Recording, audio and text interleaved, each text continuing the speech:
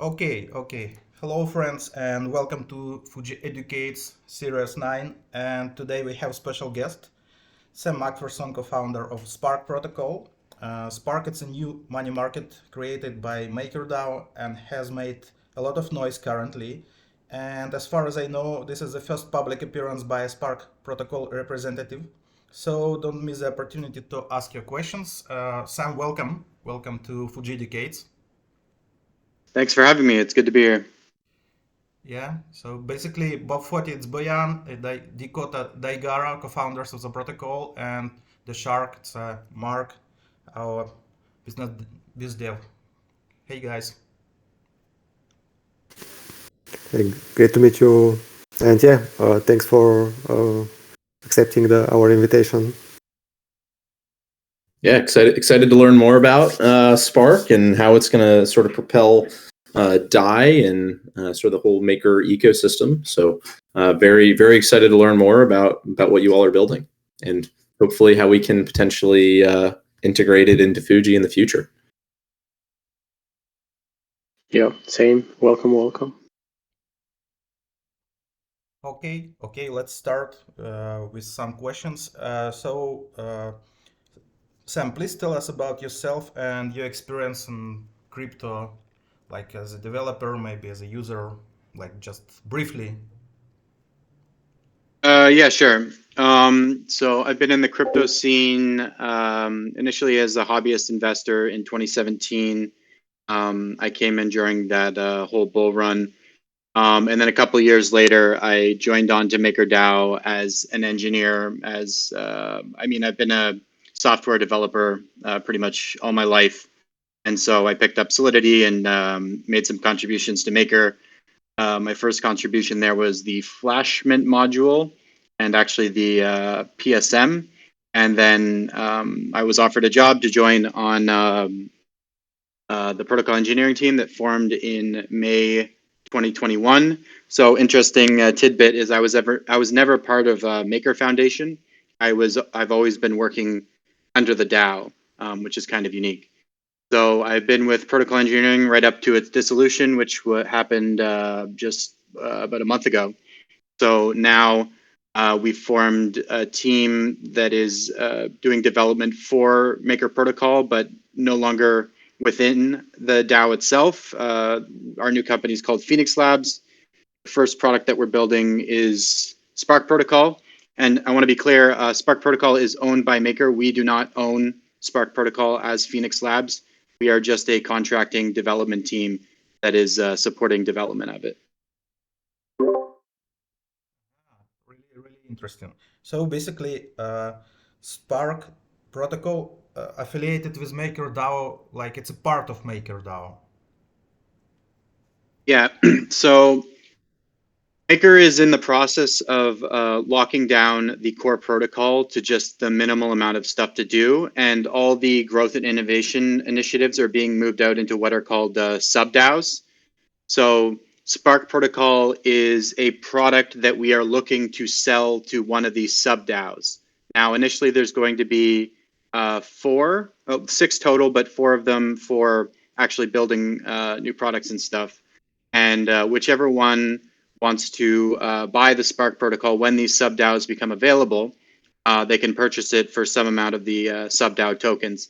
And so right now, MakerDAO is acting as a holding, kind of a holding organization while we make this transition. But once the sub DAOs come online later this year, it will be transferred into the ownership of one of the sub DAOs, and the token holders of that sub DAO will govern it. Yeah, really interesting. Maybe let's talk about it a little bit later. And probably for us as money markets aggregator will be really interesting to understand how Spark works. It's like classic money market, or it's have some like features, killer features, advantages. Like what is like principal differences to existed money markets, and maybe you can explain us this. Yeah, sure. So Spark Protocol, initially, we have used Aave v3 as a starting point for building out the protocol. So with this, you get all the nice features of an advanced money market engine. So E-mode, all these kind of nice things that people like cross margin borrowing, stuff like that.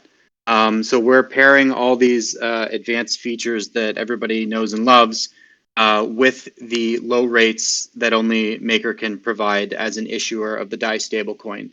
So Sparklend, our initial product, will be offering DAI borrows at the rate of the DAI savings rate, which is currently 1%.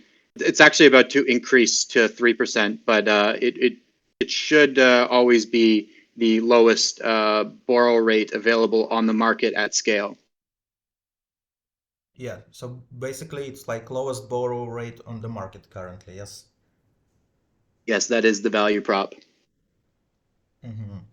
And And so as far as I have a yeah, okay, go, I Mike. have a I have a quick question. Yeah, like I like the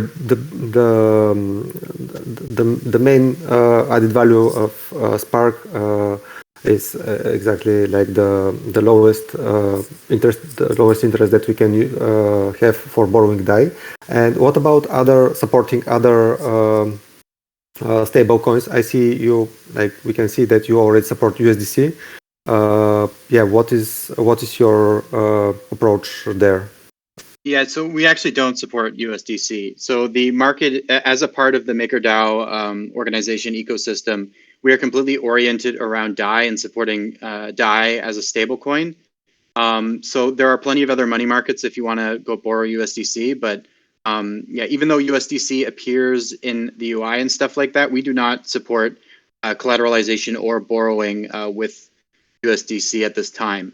It's mainly there just as an easy way to swap between DAI and USDC via the peg stability module, which offers one-to-one swaps. The primary motivation for Maker supporting this is to build its portfolio of decentralized collateral. So we will be focused on primarily ETH and staked ETH tokens, as well as probably layer 2 tokens, sort of big cap collaterals that are highly liquid. And then from the borrowing side, it's primarily well, it is only DAI as the US dollar denominated stablecoin, at least at this time. And but you also have access to features that Maker doesn't currently support in core. So right now, Maker does not rehypothecate collateral. So, for example, you cannot take ETH shorts on Maker. So this is something that Spark does support.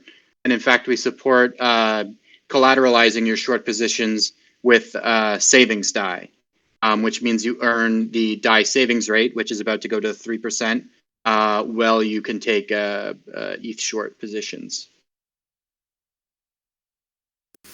Gotcha. Okay. Sure. And I just want to clarify then the SDAI that is currently visible in the market, this is the, I would say, receipt token representation of users that have deposits in the DAI saving accounts, right? Yes, that's correct. Great, great. So basically you're like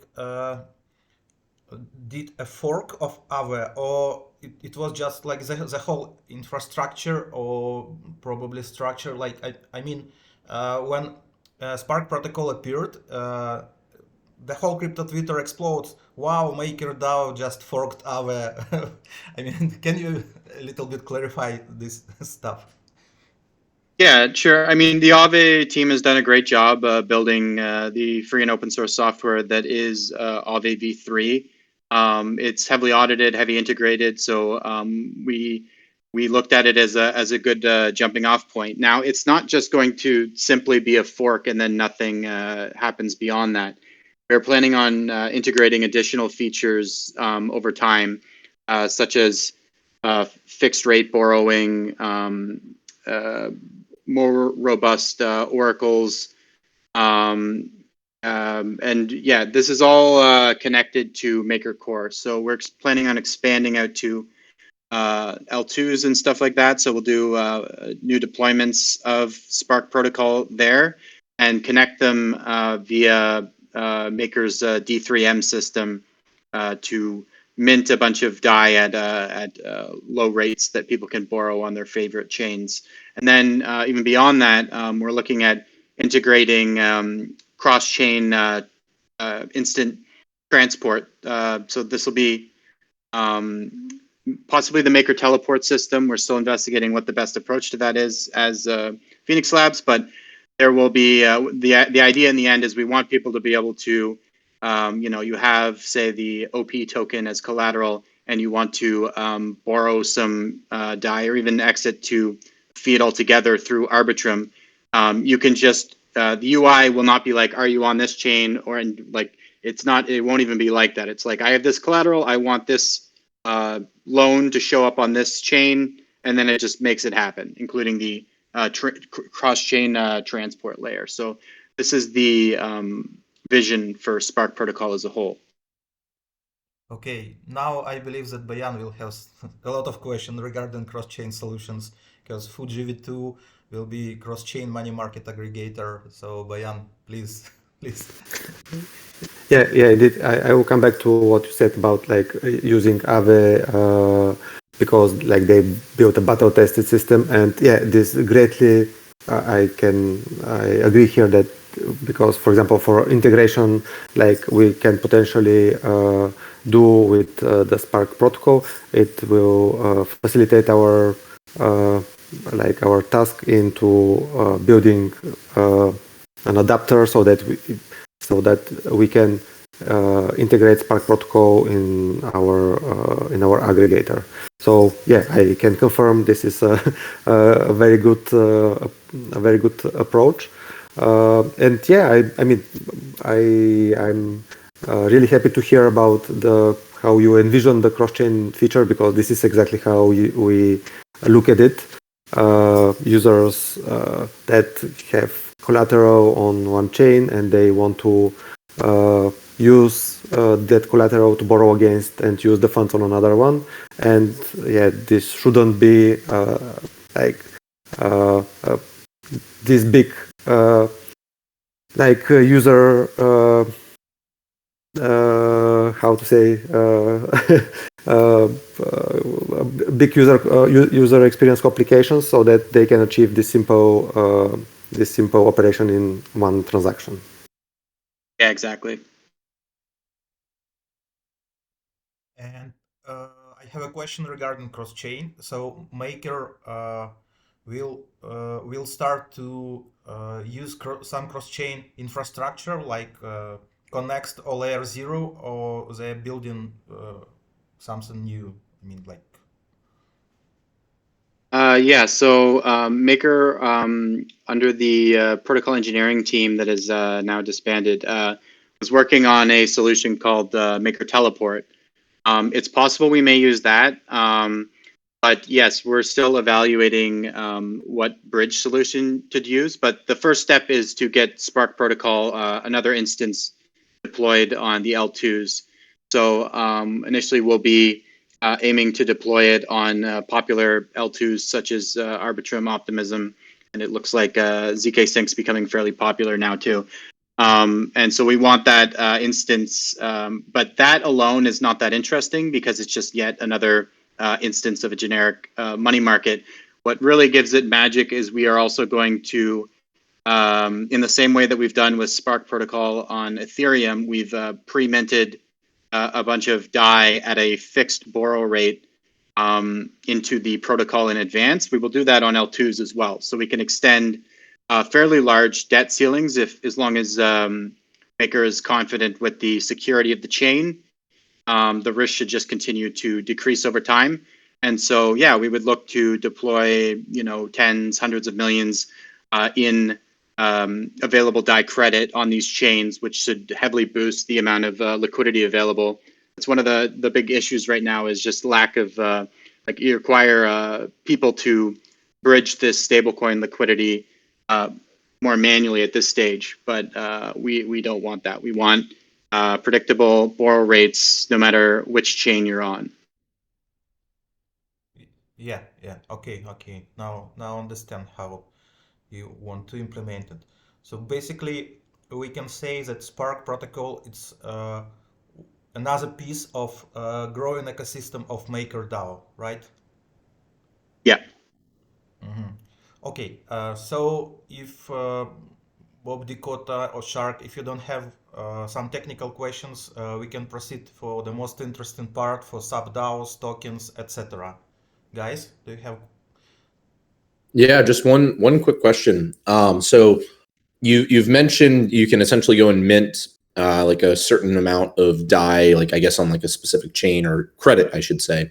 Um, and the borrow rate for that, is it going to be similar to like, because you mentioned like it would be like a fixed borrow rate.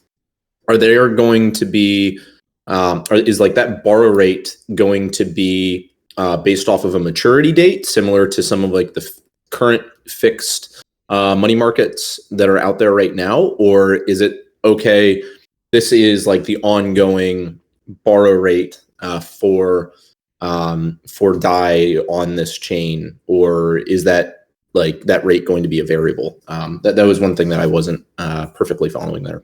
Yeah, sorry, I misspoke. I shouldn't have said fixed rate. So there is a variable rate DAI borrow, but unlike the main difference is that the rate is going to be equal to the DSR DAI savings rate or slightly above it. I would call it more a predictable rate in that if there's a sudden liquidity crunch, the rates don't like spike to like 20% or something like that. What will happen is the debt ceiling will just be exhausted if it maxes out. That is the one of the primary differences between more traditional money markets because it's not reliant on third-party LPs. It's Maker as the sole LP into the pool. Now, that being said, we are also investigating actual fixed rate stuff, and so this would involve maturity dates and stuff like that. We're working with Element Finance. They're working on a new project as well as we're in talks with other protocols. So, I mean, one of the things that is our ethos is we're not looking to like build these things ourselves. We're just wanting, like, there's so many cool projects out there. We just want to connect them to DAI liquidity, and that's all. Awesome. Yeah. Thank you for the explanation there. No problem. Yeah, one question on my side is, for example, you're saying that the borrowing DAI through Spark is predictable in a way either be close or matching the DAI savings rate. So in terms of cross-chain, like, is this like an atomic update or is kind of managed independent? By that I mean, if Maker updates the saving rate, will that be atomically reflected on Spark protocol, or that will be kind of like a separate governance? Just wanted to understand that No, connection. it's an atomic transaction. It's the interest rate strategy contract for Spark Protocol is actually hooked into what the DAI savings rate is. Okay, cool, got it, awesome.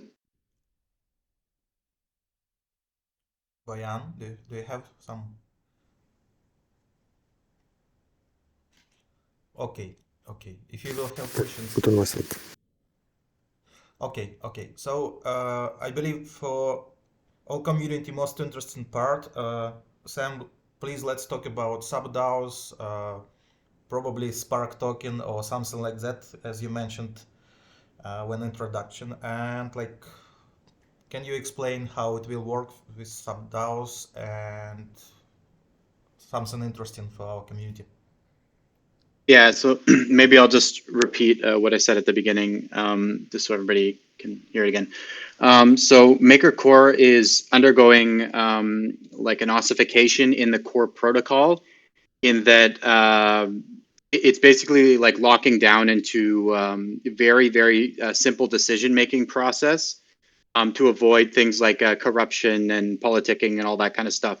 All the growth and innovation, such as building something like Spark Protocol, is being moved out into redundant sub DAOs.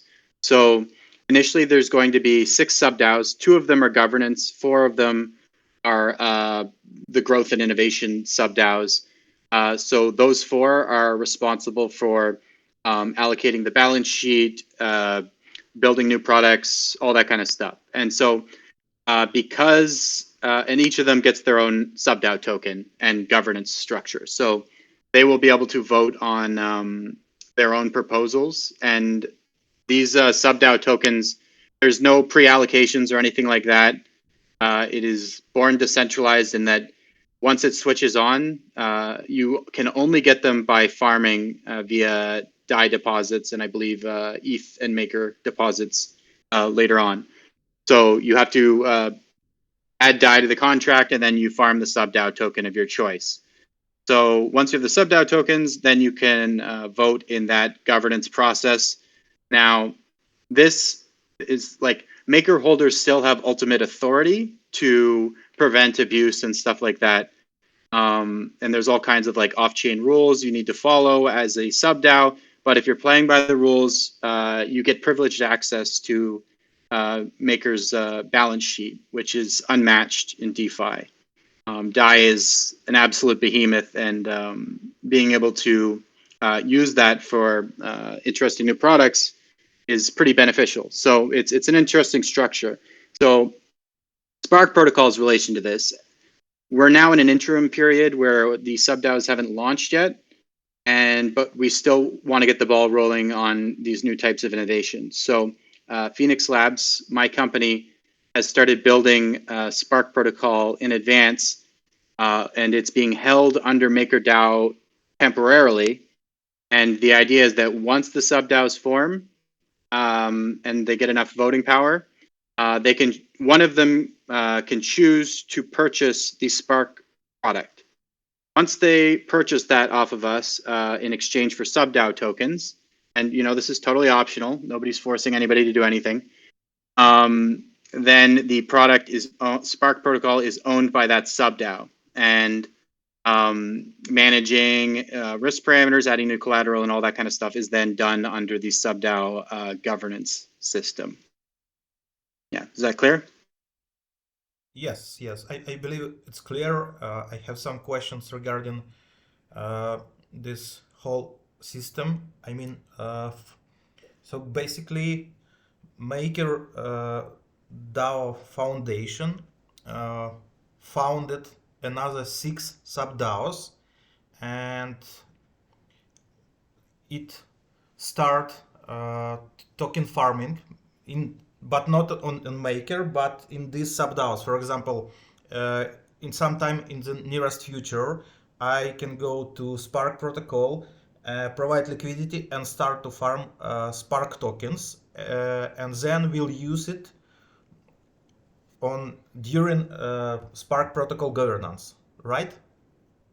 Yes. I mean, technically, it's a sub-DAO token that needs to adopt the Spark brand after it forms. So there will be this interim period where these sub-DAO tokens are just farmed, and they have it could be anything, right? So nobody has decided anything. There's no token holders. As I said, it's born decentralized, so that it's like an empty vessel that you can kind of put something into. So once people just start farming the tokens, it's up to them, the community, to decide what they want it to be. So one of the options that we're pitching is to adopt the Spark Protocol and adopt the Spark branding. But this is completely optional and up to the sub-DAO. Mm-hmm. Okay. Now I understand. So MakerDAO Foundation started this project, but in the future,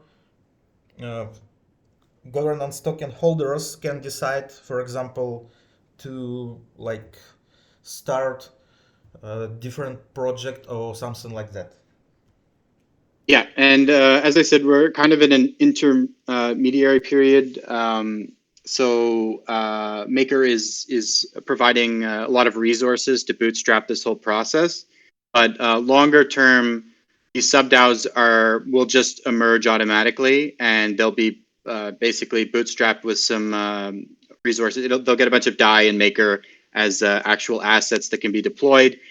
And then because there's actual assets there, people are going to care about farming the token because, even in a worst case scenario, nothing happens, but people can just take the treasury to a certain degree and just distribute it to themselves, which is kind of a waste. But by having this process in a bootstrapped in a decentralized way, you get these emergent competitive structures that come out of these sub-DAOs with very real capital behind it. So it's kind of an interesting process. So Maker is incubating a few projects right now, but eventually there are no choices of winners and losers. It's more just this process will just be self-reinforcing with competitive pressures and bids and stuff like that.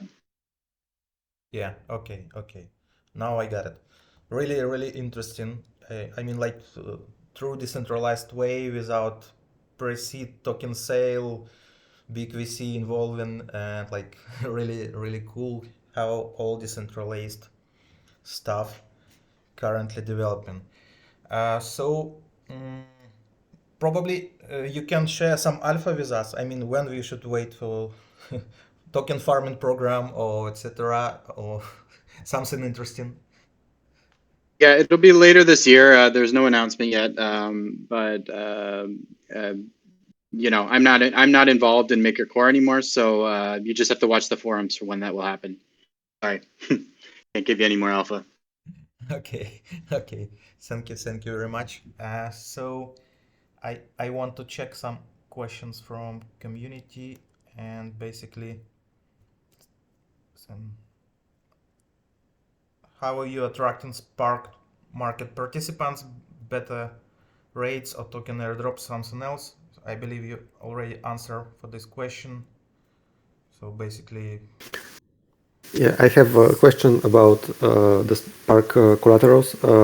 Right now, it's the team deciding to add new collateral types. Is that correct? Yes, it still needs to go through Maker governance. So Phoenix Labs has been selected as officially through a governance process in Maker as what's called an incubating ecosystem actor. And that, again, we're in this interim period, so we kind of need special exceptions until the sub-DAOs are formed and can make their own decisions at that point. So yes, in this interim period, we've been selected to make these proposals, but everything, as always, needs to go through a Maker vote and executive process. Gotcha. And what other collateral types are lined up to be added in near future? Can you share with us this information? Sure. So the one that is actually going into an executive probably today is GNO. This is Gnosis's token.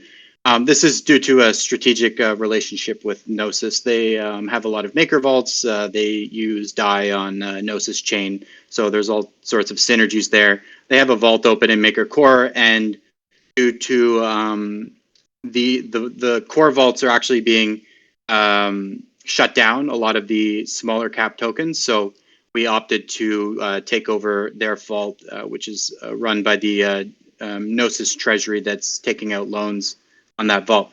Next, probably of more interest to your community, we're putting up as a proposal to add Rocket Pool ETH. It seems like the next best candidate in this staked ETH token slab of stuff. And so, that'll be next. And then after that, becomes less clear about what to do next.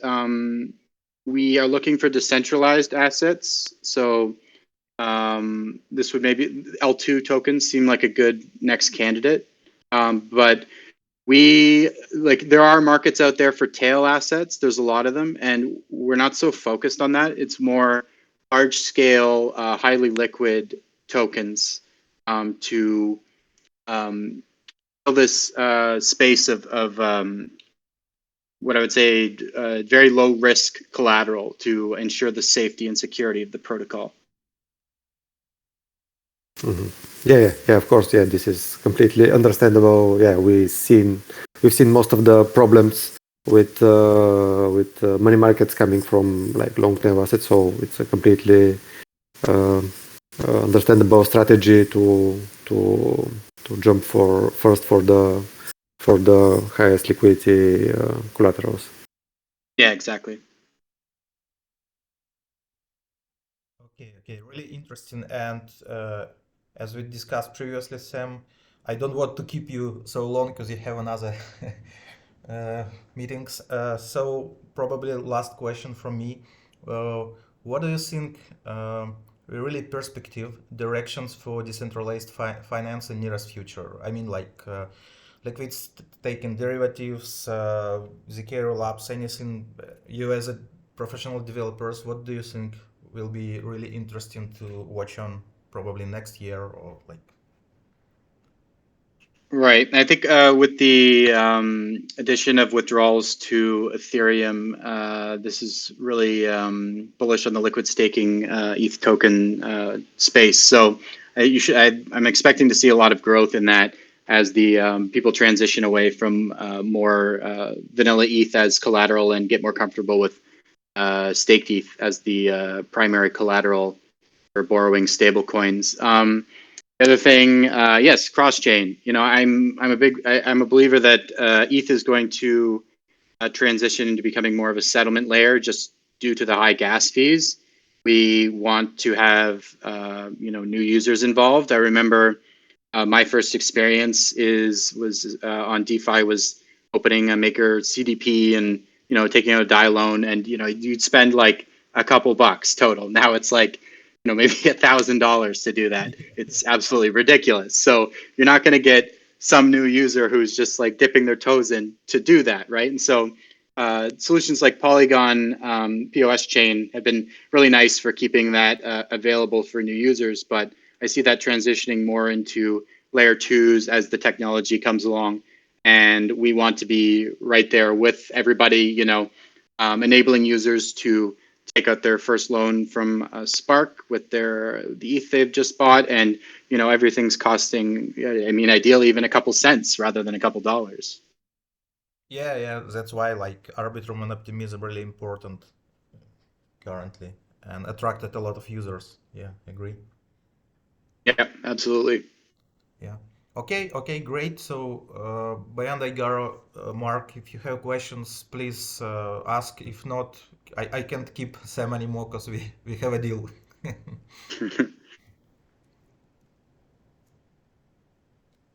Nothing on my end.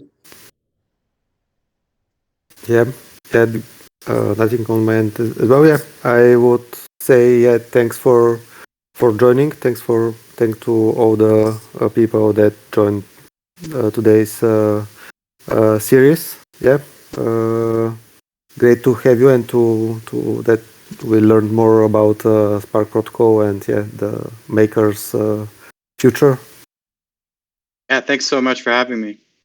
Yeah. Thanks to all our community and special thanks to our guests and Macpherson Spark Protocol.